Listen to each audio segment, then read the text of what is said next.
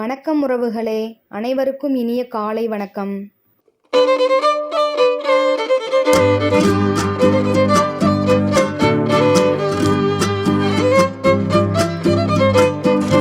என்னோட வீடியோ உங்களுக்கு பிடிச்சிருந்துச்சுன்னா எனக்கு லைக் அண்ட் சப்ஸ்கிரைப் பண்ணுங்கள். உங்களோட ஒவ்வொரு லைக்கும் சப்ஸ்கிரைபும் எனக்கு ரொம்ப முக்கியம். வெல்கம் பேக் டு மேஹுயினி சேனல்.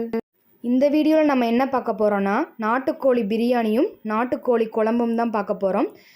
நாட்டுக்கோழி குழம்பு வைக்க தேவையான பொருள்: சீரகம் பெரிய ஸ்பூனில் 3 ஸ்பூன் எடுத்துக்கோங்க.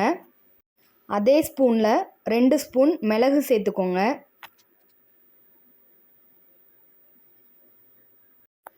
அதே ஸ்பூனில் 1/2 ஸ்பூன் சோம்பு சேர்த்துக்கோங்க. அதுக்கப்புறம் கசகசா ஒரு 1/2 ஸ்பூன் சேர்த்துக்கோங்க. அடுத்து குழம்பு கடலைப்பருப்பு ஒரு 1/4 ஸ்பூன் சேர்த்துக்கோங்க. அடுத்து அரிசி, அது ஒரு 1/4 ஸ்பூன் சேர்த்துக்கோங்க. வத்தல், காஞ்ச வத்தல் ஒரு 4 சேர்த்துக்கோங்க.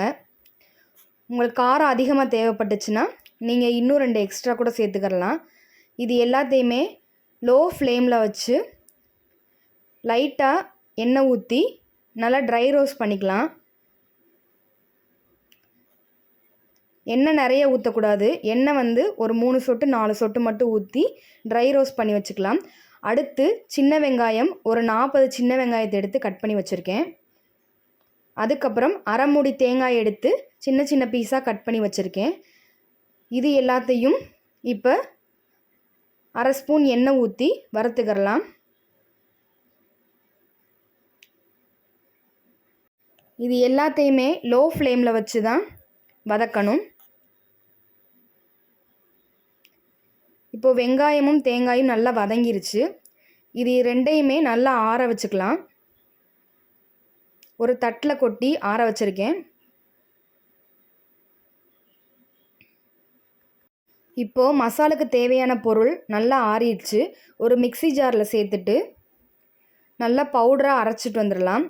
மிக்ஸி ஜாரில் ஒரு சொட்டு தண்ணி கூட இருக்கக்கூடாது.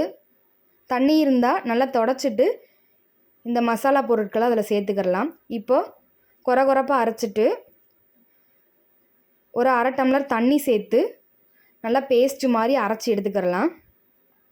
இந்த பக்குவத்துக்கு இருக்கணும். அதே ஜாரில் தேங்காயும் வெங்காயத்தையும் சேர்த்து அதையே அரைச்சி எடுத்துகிட்டு வந்துக்கிறேன். இந்த அளவுக்கு அரைக்கணும். நல்லா வலுவலுன்னு அரைக்கணும். இப்போது குழம்புக்கு தேவையான மசால் தயாராக இருக்குது. அடுத்து நாட்டுக்கோழி 1.5 கிலோ இன்றைக்கி நான் எடுத்திருக்கேன். அது கடையிலே மசால் தடவி வாஷ் பண்ணி தான் கொடுப்பாங்க.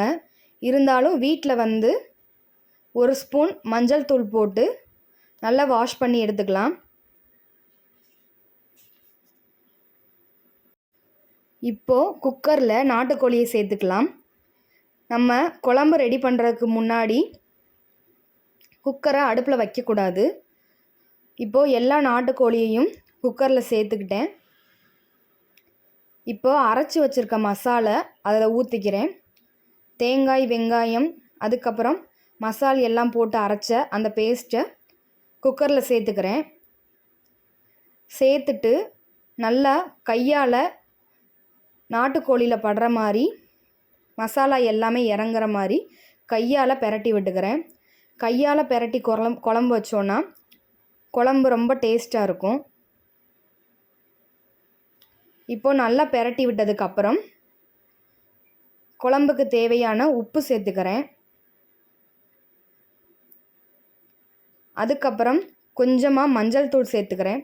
ஒரு 1/2 டீஸ்பூன் மஞ்சள் சேர்த்துக்கிறேன்.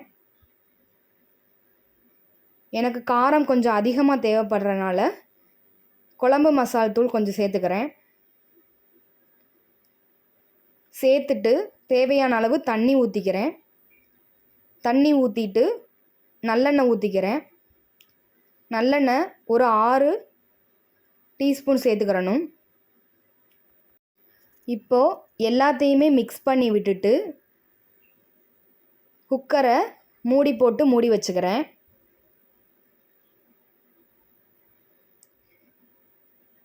இது எல்லாத்தையுமே அடுப்பில் வைக்கிறதுக்கு முன்னாடியே ரெடி பண்ணிவிட்டு அதுக்கப்புறம் தான் அடுப்பில் வைக்கணும். அடுப்பில் வச்சு ஒரு 4 விசில் விட்டு எடுத்துக்கிட்டேன். இப்போது கறி நல்லா வெந்துருச்சு. இந்தளவுக்கு தண்ணியாக தான் இருக்கணும் நாட்டுக்கோழி குழம்பு. அப்போ தான் டேஸ்ட்டு சூப்பராக இருக்கும். இந்த நாட்டுக்கோழி குழம்புக்கு இஞ்சி பூண்டு பேஸ்ட்டு, தக்காளி எதுவுமே தேவையில்லை, கொத்தமல்லி புதினா எதுவுமே தேவையில்லை. இப்போது அடுப்பை ஆஃப் பண்ணதுக்கப்புறம் 1/2 டீஸ்பூன் சீரகம் மிளகுத்தூள் சேர்த்து நல்லா மிக்ஸ் பண்ணி விட்டுட்டு மூடி வச்சுட்டா சூப்பரான நாட்டுக்கோழி குழம்பு ரெடி. இது 5 வயசு குழந்தைங்கள்லேருந்து யார் வேணால் சாப்பிட்லாம். சளி இருமலுக்கு நல்ல மருந்து. அடுத்து நாட்டுக்கோழி பிரியாணி எப்படி செய்யலான்னு பார்க்கலாம். பிரியாணிக்கு தேவையான பொருள் 2 பெரிய வெங்காயம், 1 மீடியம் சைஸ் தக்காளி. வெங்காயத்தை தோல் உரிச்சிட்டு நீள்வாக்கில் கட் பண்ணிக்கிறேன். நல்ல ஸ்லைஸாக கட் பண்ணிக்கிறணும். வெங்காயம் எல்லாத்தையும் ஒரே அளவில் கட் பண்ணணும். அப்போனா தான் பிரியாணி டேஸ்ட்டாக இருக்கும். இந்த சைஸில் கட் பண்ணணும் எல்லா வெங்காயத்தையுமே. இப்போது ஒரு மீடியம் சைஸ் தக்காளி எடுத்து அதுக்கு மேலே இருக்க பகுதியை நீக்கிட்டு அதையும் குட்டி குட்டி பீஸாக கட் பண்ணிக்கிறேன். மேலே இருக்க அந்த பகுதியில் தான் இந்த தக்காளிக்கு அடிக்கிற எல்லா மருந்துமே இருக்குன்னு சொல்லுவாங்க. அதனால் மேலே இருக்க பகுதியை நீக்கிட்டு தான் சேர்க்கணும். அதுக்கப்புறம் ஒரு பெரிய சைஸ் பச்சை மிளகா 1, அதை 2ஆக கீறி வச்சுக்கிறேன். இது என்னோடய தோட்டத்தில் பறித்த புதினா 2 கைப்பிடி அளவு சேர்த்துக்கிறணும். மல்லி 1 கைப்பிடி அளவு சேர்த்துக்கிறணும். இதுதான் பிரியாணிக்கு தேவையான பொருள். நாட்டுக்கோழி ஒரு 1/4 கிலோ எடுத்து வாஷ் பண்ணி வச்சுருக்கேன். இப்போது பிரியாணிக்கு தேவையான மசாலா ரெடி பண்ணிக்கலாம். அடுப்பில் குக்கர் வச்சு ஒரு 5 ஸ்பூன் எண்ணெய் சேர்த்துக்கிறேன். எந்த எண்ணெய் வேணாலும் சேர்த்துக்கிறலாம். இன்றைக்கி நான் கடலெண்ணெய் சேர்த்துருக்கேன். அடுத்து 1 ஸ்பூன் நெய் சேர்த்துக்கிறேன்.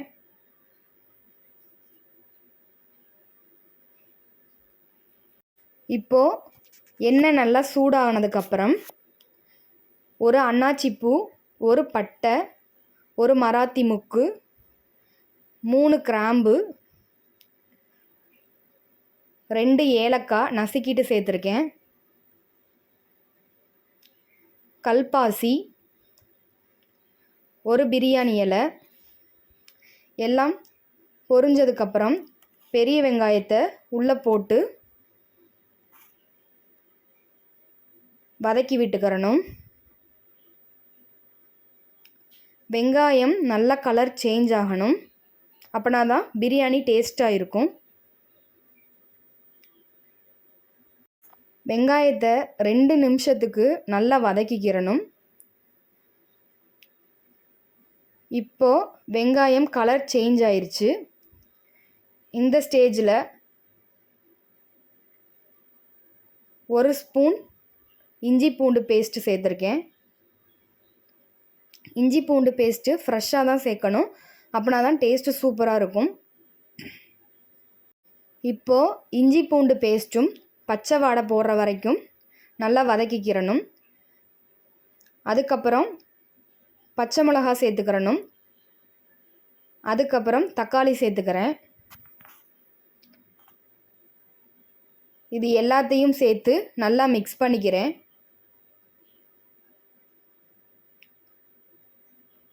இப்போது இந்த பிரியாணிக்கு தேவையான அளவு உப்பு நான் சேர்த்துக்கிறேன். இப்போது எல்லா காய்கறியும் வெந்ததுக்கப்புறம் நாட்டுக்கோழியையும் இதில் சேர்த்துக்கிறேன். சேர்த்துட்டு நல்லா மிக்ஸ் பண்ணிக்கிறேன். இப்போது இதுக்கு தேவையான மசால் சேர்த்துக்கிறேன். 1 ஸ்பூன் மஞ்சள் தூள், 1 ஸ்பூன் மிளகாய் தூள், 3 ஸ்பூன் பிரியாணி மசால் எல்லாம் போட்டு நல்லா மிக்ஸ் பண்ணிக்கிறேன். அடுத்து கொத்தமல்லி புதினாவையும் சேர்த்துக்கிறேன். புதினா கொத்தமல்லி எவ்வளோக்கு எவ்வளோ அதிகமாக போடுறோமோ அவ்வளோக்கு அவ்வளோ பிரியாணி டேஸ்ட்டாக இருக்கும். அதனால் நான் அதிகமாகவே சேர்த்துக்கிறேன். இப்போ அதையும் மிக்ஸ் பண்ணிவிட்டு ஒரு அரை டம்ளர் தண்ணி ஊற்றி குக்கர் மூடி போட்டு மூடி வச்சுக்கிறேன். இப்போ ஒரு 3 விசில் விட்டு இறக்கிட்டா நல்லா ஜூஸியான நாட்டுக்கோழி பிரியாணி மசால் ரெடி ஆயிரும்.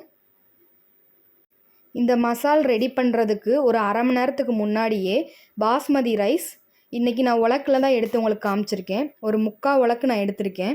அதை நல்லா 2 டைம் கழுவி தண்ணி ஊற்றி ஊற வச்சுக்கிட்டேன். இப்போது அரிசி ஊற வச்ச அரை மணி நேரத்துக்கு அப்புறம் 3/4 உலக்கு அரிசி எடுத்திருந்தேன்.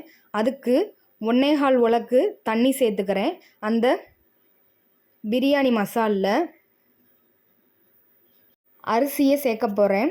அரிசியில் இருக்க எல்லா தண்ணியையும் நல்லா வடிச்சிட்டு ஒரு சொட்டு தண்ணி கூட இருக்கக்கூடாது. ஏன்னா நம்ம பிரியாணிக்கு தேவையான தண்ணி ஊற்றிட்டோம். கொஞ்சம் அதிகமாகவே தண்ணி எக்ஸ்ட்ரா சேர்ந்துருச்சுன்னா பிரியாணி குழஞ்சிரும். இப்போது கொஞ்சம் கொஞ்சமாக அரிசியை குக்கரில் சேர்த்துக்கிறலாம். இப்போது ஒரு கொதி வரட்டும். ஒரு கொதி வந்ததுக்கப்புறம் 2 ஸ்பூன் கெட்டி தயிர் இப்போ தான் சேர்க்குறேன். சேர்த்துட்டு லெமனை 2ஆக கட் பண்ணி அதில் ஒரு 4 சொட்டு லெமன் ஜூஸ் விட்டுட்டு கொத்தமல்லி புதினா எல்லாத்தையும் சேர்த்து குக்கரை மூடி போட்டு மூடிக்கிறேன். கடைசியாக நெய் சேர்த்து மூடி வச்சிடலாம். ஸ்டவ்வை ஹை ஃப்ளேமில் வச்சு ஒரு 3 விசில் விட்டு இறக்கிடலாம். ப்ரெஷர் தானாக அடங்குற வரைக்கும் விட்டுட்டு மூடி திறந்து பார்த்தோன்னா சூப்பரான நாட்டுக்கோழி பிரியாணி ரெடி.